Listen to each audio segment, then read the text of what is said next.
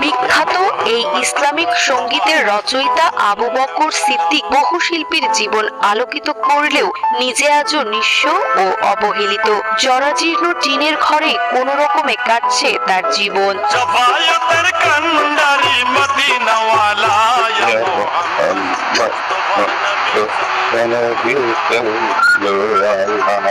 হাজারো গান, গজল ও অর্ধ শতাধিক বই লিখেছেন তিনি।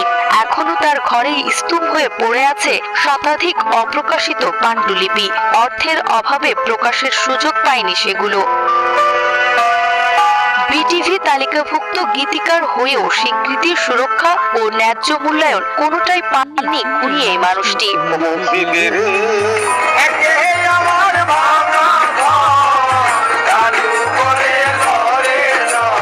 নরসিংদীর